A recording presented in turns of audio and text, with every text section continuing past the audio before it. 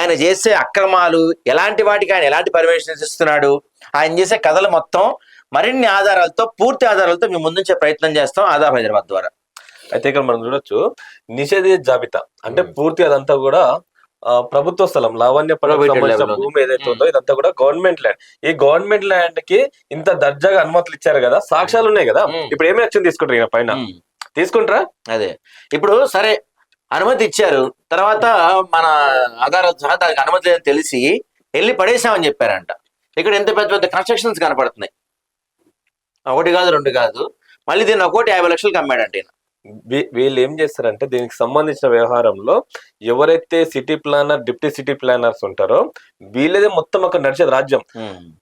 ఇది కోర్టు వివాదంలో ఉందనుకో, కోర్టు వివాదం లేదు, సపోజ్ ఏదైనా మనం సాక్ష్యాధారాలతో ప్రూవ్ చేసినాం, ఇమ్మీడియట్ గా ఓనర్ కి వీళ్ళు గైడ్లైన్స్ చేస్తారు, వెళ్ళి స్టేటస్ కో ఆర్డర్ తెచ్చుకో అని చెప్పి. అప్పటి వరకు వీళ్ళు కూల్చారు, ఏమనంటే నోటీసులు ఇచ్చామంటూ కాలం గడుపుతుంటారు. నోటీసుల పేరుతో లక్షల రూపాయలు వసూలు చేస్తుంటారు వీళ్ళు. టౌన్ ప్లానింగ్ విభాగమే అంతా, ఎక్కడ చూసినా కూడా మొత్తం ఎక్కడైనా అవినీతి దోపిడీ ఎక్కడుందంటే కేవలం టౌన్ ప్లానింగ్ మాత్రమే. ప్లానింగ్ లోనే ఎక్కడ ఎక్కువ టౌన్ ప్లానింగ్ లోనే. ఇది అంట్లో ఇప్పుడు మరి చూద్దాం, మనం పూర్తి ఆలోచన బయటపెట్టాం కదా, ఎప్పటికైనా చర్యలు తీసుకుంటారా? లేదులే మాకెందుకులే, మాకు రావాల్సి మాకు వచ్చినాయి కదా అని సైలెంట్గా ఉంటారా? చూడాలి మరి మనం.